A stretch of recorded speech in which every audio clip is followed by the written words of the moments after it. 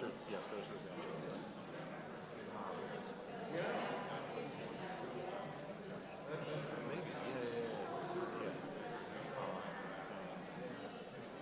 It's the son. I don't see where Nancy went. Maybe she was using that. Okay. Great. Let me just put this.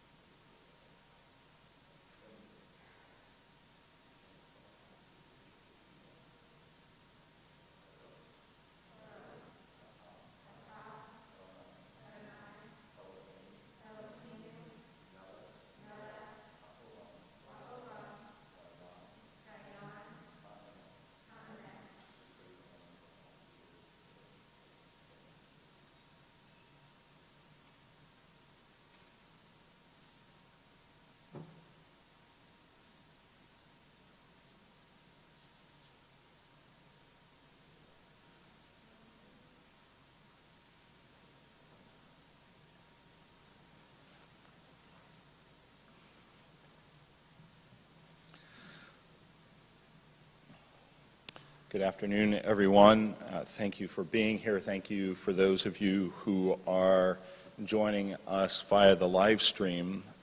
You bring honor and blessing to Mary Lou's memory by being here, by providing support to the family, and of course to acknowledge the great contribution that Mary Lou gave to not only to Temple Sinai, not only to the places where she made such an impact, places like the Holocaust Documentation and Education Center, but to and not only to the Jewish people, but as I'm sure you will hear many, many times, the great contributions that she made to our society as one who was a lifelong educator, who taught hundreds and thousands of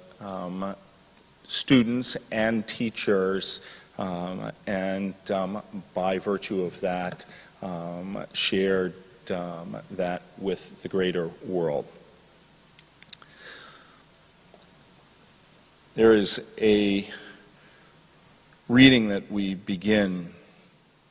O God of life, amid the ceaseless tides of change which sweep away the generations, your living spirit remains to comfort us and give us hope. Around us is life and death, decay and renewal, the flowing rhythm that all things obey. Our life is a dance to a song we cannot hear. Its melody courses through us for a little while, then seems to cease. Where is the melody, and where does it go? In darkness, as in light, we turn to you, Adonai, the source of life, the answer to all its mysteries. Can it be that we, your children, are given over to destruction when our few days on earth are done? Or do we live in ways we cannot know? Only this have we been taught, and in this we put our trust. From you comes the Spirit, and to you it must return. You are our dwelling place in life and in death. More we cannot say, for all else is hidden from our sight by an impenetrable veil. We thank you then for the life we have and for the gifts that are our portion, for health and healing, for labor and repose, for the ever-renewed beauty of earth and sky, for thoughts of truth and justice that move us to acts of goodness, and for the contemplation of your eternal presence, which fills us with the hope that what is good and lovely will not perish. We begin our service with the singing of Psalm 121.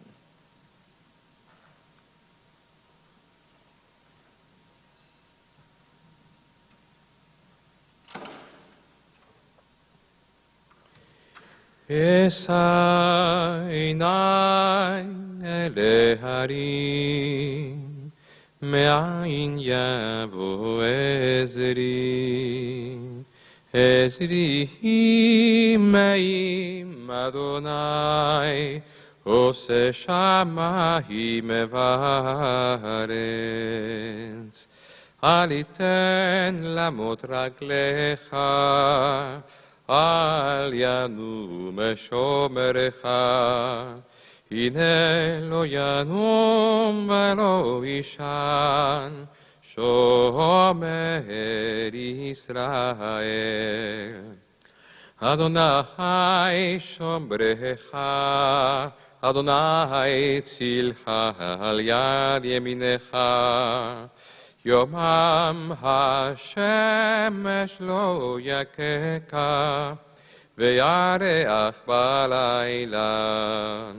Adonai shemorcha mikol ra, yishmor et nafshecha. Adonai yishmor et zetcha uvoecha, me'ata ve'ad olam. God will guard your soul, will guard your going out and your coming in now and forever.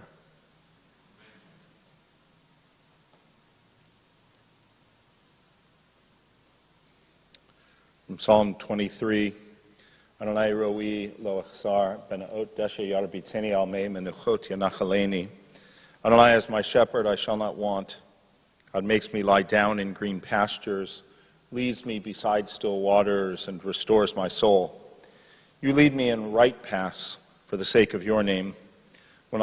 Even when I walk in the valley of the shadow of death, I shall fear no evil, for you are with me. Your rod and your staff, they comfort me. You have set a table before me in the presence of my enemies. You have anointed my head with oil. My cup overflows. Surely goodness and mercy shall follow me all the days of my life, and I shall dwell in the house of Adonai forever.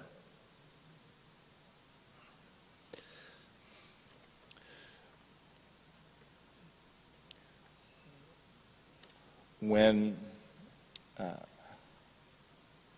think about Mary Lou, I think about what animated her as a human being.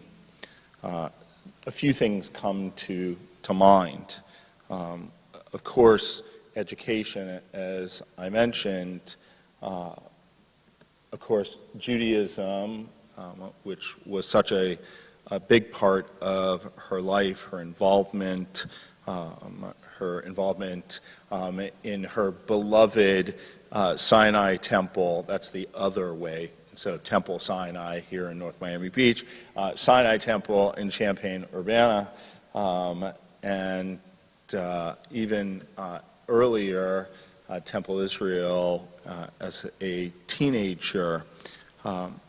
But when I really think about Mary Lou, I think about that the influence that classical Judaism's focus on the prophets and the prophetic teachings of social justice and repairing a broken world. And when I was sitting with Nancy and with Betsy, I asked if there were things that we might want to include, and Betsy got up, walked straight into the bedroom, came right back, and brought a small, looks like a newspaper, it's a small little piece of newsprint, a little torn, it had been taped to another sheet of paper, a saying by George Washington Carver. And I read it and I said, this is really what makes Mary Lou who she is. How far you go in life depends on your being tender with the young, compassionate with the aged, sympathetic with the striving, and tolerant of the weak and strong. Because someday in life, you will have been all of these. A poem by Bessie Anderson Stanley. She has achieved success, who has lived well, laughed often, and loved much, who has gained the respect of intelligent men and women and the love of little children, who has filled her niche and accomplished her task, who has left the world better than she found it, whether by an improved poppy, a perfect poem, or a rescued soul, who has never lacked appreciation of earth's beauty or failed to express it, who has always looked for the best in others and given the best she had, whose life was an inspiration, whose memory a benediction. I turn back to my memories of her, of Mary Lou as an educator, which I know most of when I knew her was after her career, but I don't think she ever gave up on education or her desire to ensure that others were educated. I think about her own involvement here at Temple Sinai for many years, serving on the board of our early childhood education program, which even dates back even further when she developed a nursery school at Sinai Temple in Illinois, where she also taught religious school.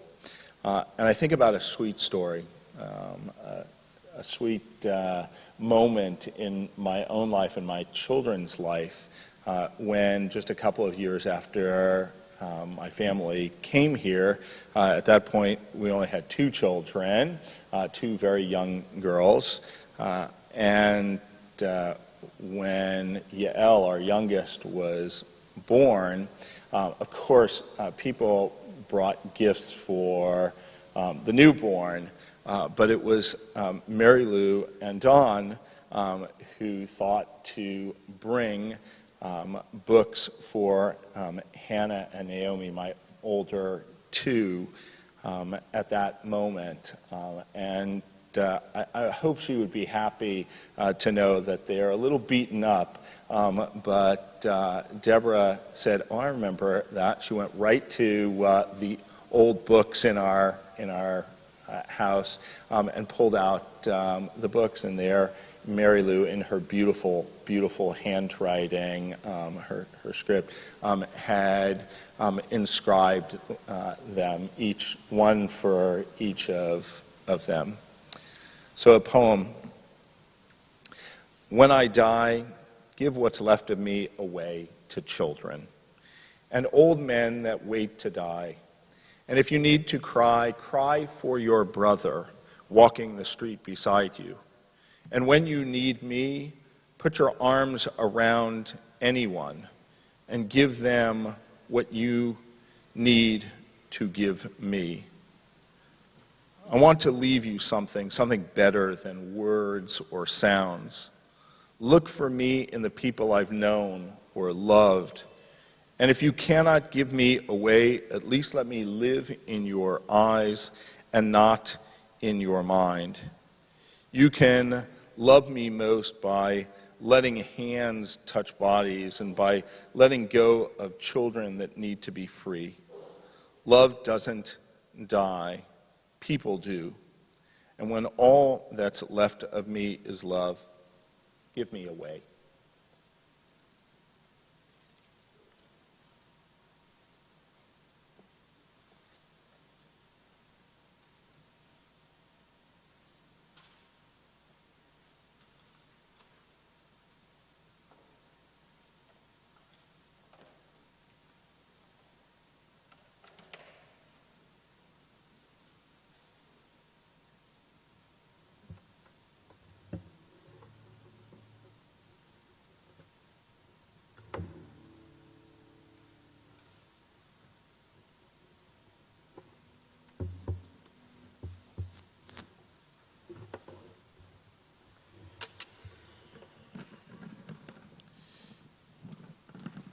I know Rabbi talked about Mary's passion for education, but equally so, she was very passionate about music.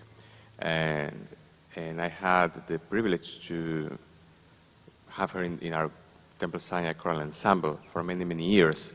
Since I started, she wanted to be part, and she enjoyed it very much, singing. She had a really fine taste for music, and we had great conversations about that. And actually, I got a call from my accompanist who could not be here, by the pianist for Friday and Saturday, who really have great memories of her because she made sure that they knew how much she appreciated the music that they were playing also at services.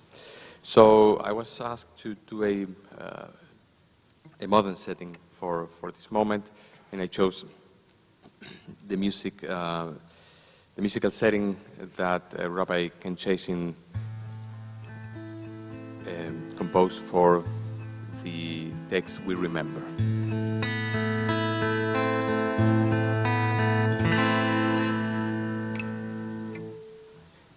the rising of the sun, we remember.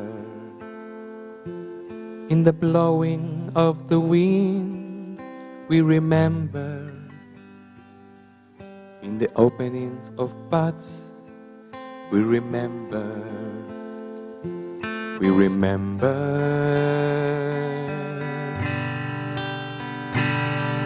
In the blueness of the sky, we remember. In the rustling of the leaves, we remember.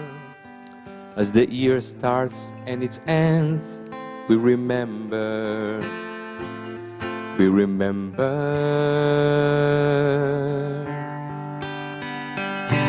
When we weary and need strength, we remember. When we are lost and sick at heart, we remember. When we're lost, when we rejoice, we yearn to share, we remember. We remember. So long as we live, they too shall live. They are now a part of us. They are now a part of us. They are now a part of us. As we remember, we remember, we remember.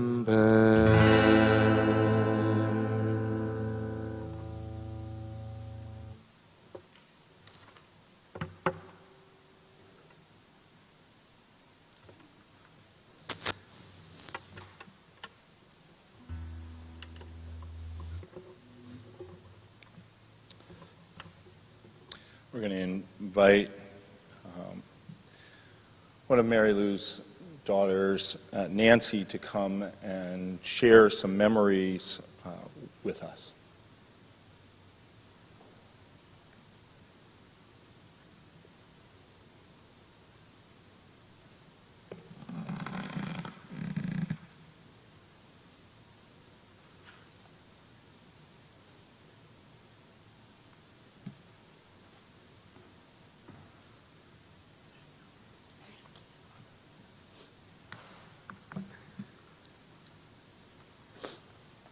Just in case.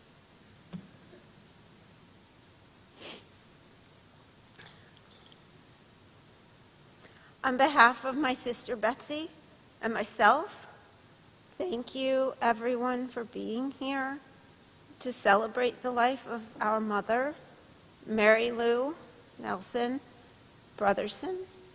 Thank you, Rabbi. Thank you, Cantor.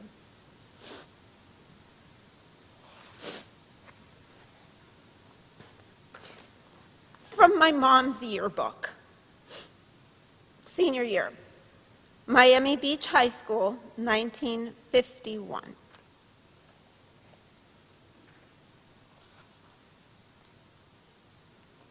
Mel, that's what everyone called her. Mel wants to be a teacher. She was a twirler and head majorette. She led the Beach High Marching Band in the Orange Bowl Parade. Dean of Girls, May Queen.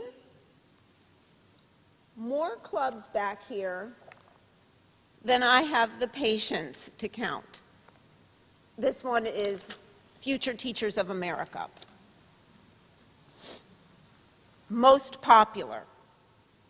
Done most for Beach High. Best all around. And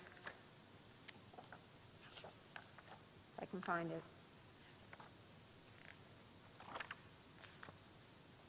Most likely to succeed. Mom was born on October 9th, 1933. Her family, Harry and Estelle Nelson, and her older sisters, Fran and Nina, lived near Brooklyn Botanical Garden in a building you can still find listed on apartments.com. A couple of years ago, she told me the address, which of course I've forgotten. To be honest, my mom and her sisters did not live a financially privileged life. I grew up hearing about housing insecurities, one-bedroom apartments, boarders sleeping on the couch, washing clothes in the bathtub, and having just one pair of shoes. Mom always said her large collection of shoes was because as a child, she only ever had one pair. My mom described herself as a child who often suffered from asthma and other ailments, and she shared memories of being shipped off to other relations when she was still very young. She didn't attend kindergarten, but began elementary school here in South Florida. She and her mom and sisters commenced a migratory life, going back to New York City in the summers and returning to South Florida for the school year. By the time she was 12, she was living here full-time. School was where she would blossom, explore her interests, where she developed her penchant for collecting friends who stuck with her for life.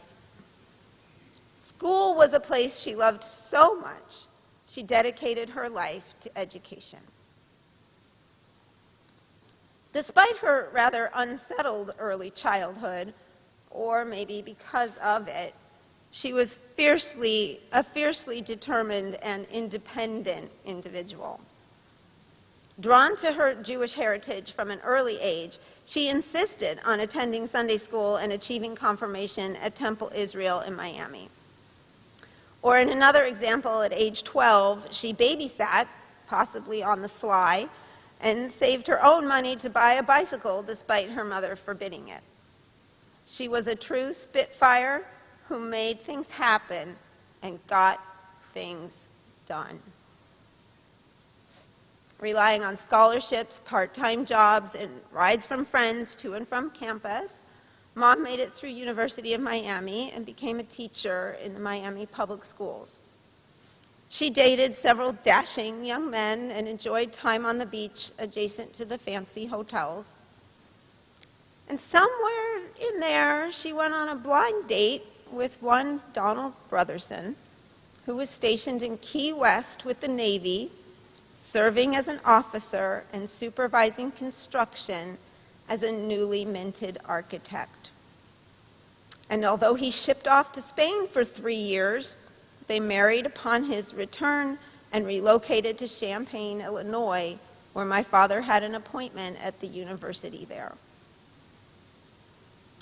Both Betsy and I were born and raised in that Midwest university town where my mom embraced a place far different from her life here in Miami Beach.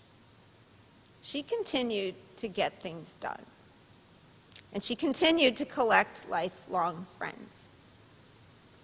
She taught elementary school until I was born. While pregnant with Betsy, she achieved her master's degree in education, and once we were both in school, she developed a program at the local community college training teacher aides. She later completed her doctorate of education degree and led the education program at that college. She was also a leader at Sinai Temple in Champaign, volunteering with Sisterhood in Hadassah, teaching in the religious school, and taking turns baking for Oneg Shabbat. Always devoted to education, she endowed a fund at the temple in honor of her father that ultimately supported one of her great passions, Holocaust education. In the 70s, I remember she traveled to Springfield, Illinois with a group of women to chain themselves to the Capitol building to protest for equal rights for women. She wrote a textbook. She was instrumental in the development of a crisis nursery in our town. She was very, very busy, and she got things done. The walls of her apartment here display the myriad framed diplomas and certificates in testament to these and other accomplishments. Fast forward to her early retirement when she and my dad moved back to South Florida, where she was happy to be near her mother and her sisters and extended family again, to reconnect with friends and collect more friends. For years, she continued to teach burgeoning educators at area universities. She was active here on the board and in the choir, as you've heard.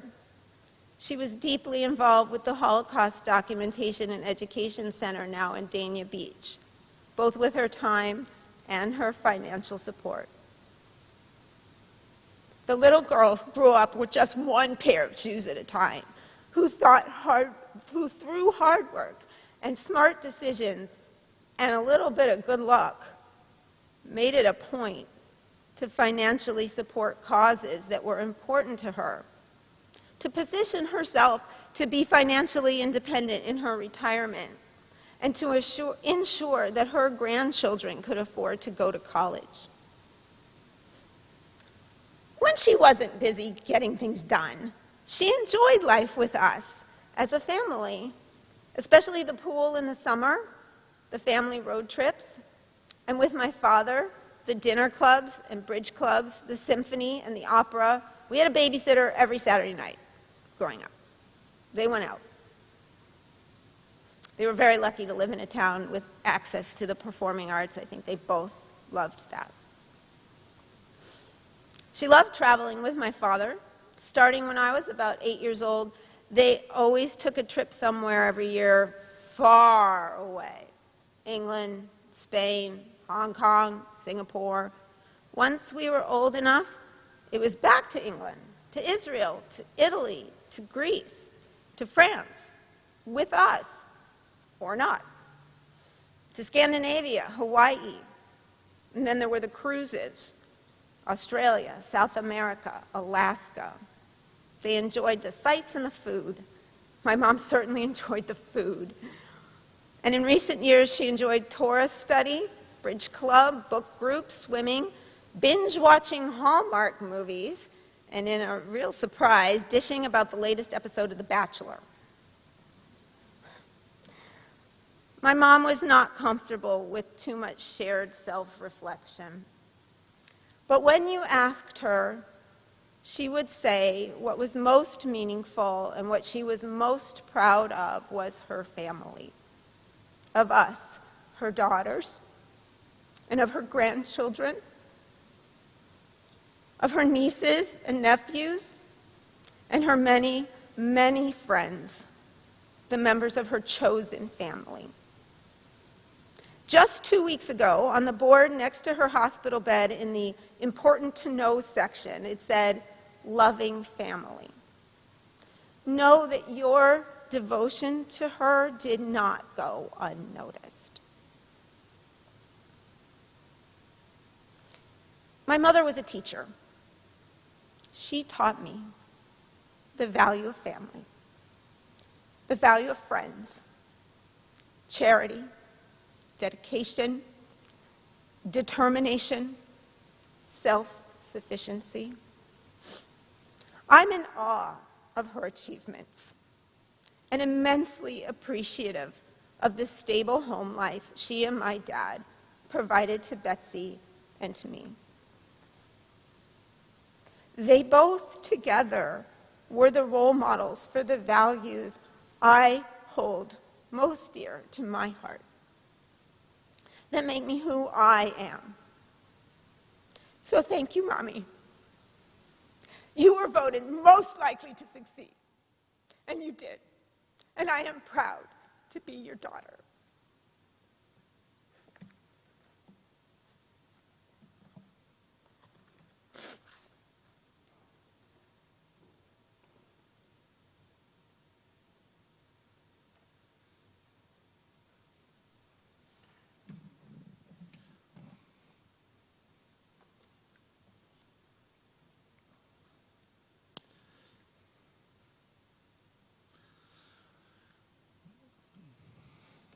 Thank you, Nancy, for sharing so many beautiful thoughts about your mom. I look around the room and know so many of you and think about how many of you could share your own stories about Mary Lou and the interactions that we had. And we just take a moment to reflect on those, to offer them up with a blessing of gratitude for having Mary Lou in our life. So we just take one moment to silently reflect.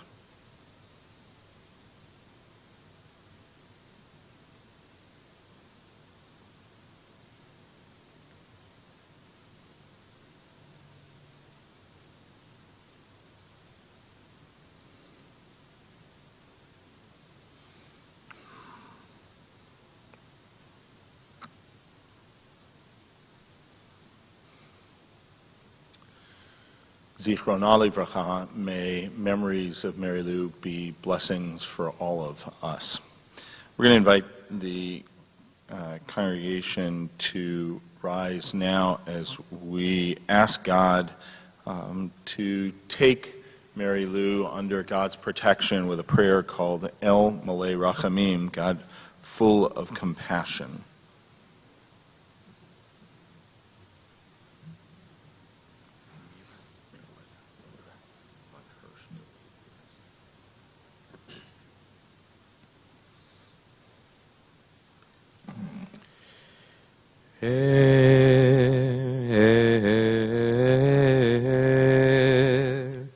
מלא רחמים שוכן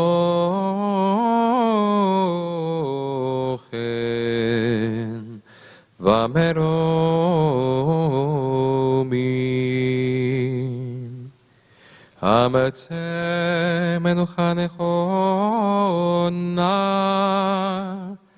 תחת כנפי השכינה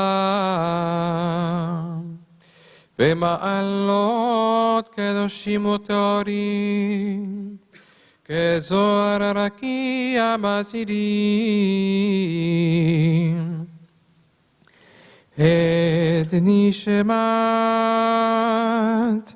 מילליה בת הרש דוד ואסתר שהלכה לעולמה בעל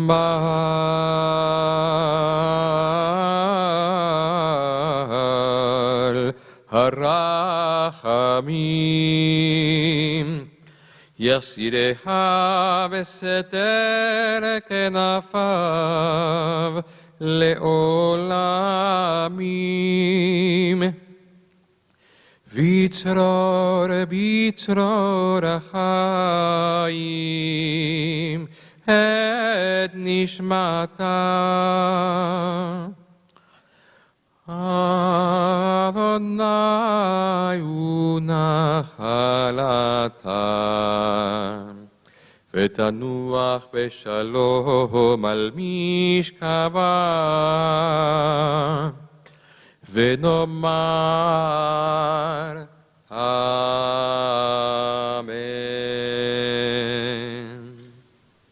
O God, full of compassion, you who dwell on high, grant perfect rest to the soul of Miralea, Bat, Hirsch, David, Esther, Mary Lou Brotherson, who has departed from this world. Source of mercy, bring her into your presence and let her soul be bound up in the bond of eternity.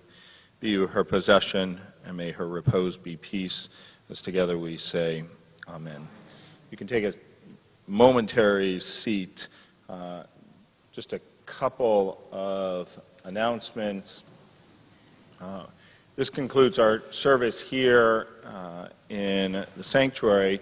We will be now going to Lakeside Cemetery for interment. We do have a number of escorts. We'll ask that you go directly back to your cars.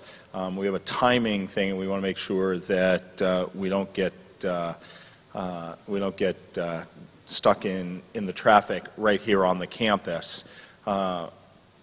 Unfortunately, that probably means that while we're trying to get out of here, it means we'll get to the cemetery a little earlier than anticipated, and so there will most likely be a little bit of a wait there, so just be aware of that. We ask those of you, the information should be in your programs, to share your thoughts, to share your memories, to do an act of tzedakah in memory of Mary Lou, either to the Holocaust Documentation and Education Center or here at Temple Sinai, two places that she loved so much, but that you share those memories with Nancy and with Betsy, and with all of their families over the coming days and weeks. Did I forget anything? Well, we're going to be handing out all the placards. Those of you that are going to the cemetery, click one of the windshields of the experts where they can go. Please bring your white lights and flashers on. Right. So we're going to ask Mary Lou's grandchildren to come and serve as pallbearers as we escort the casket. We invite the congregation to please rise.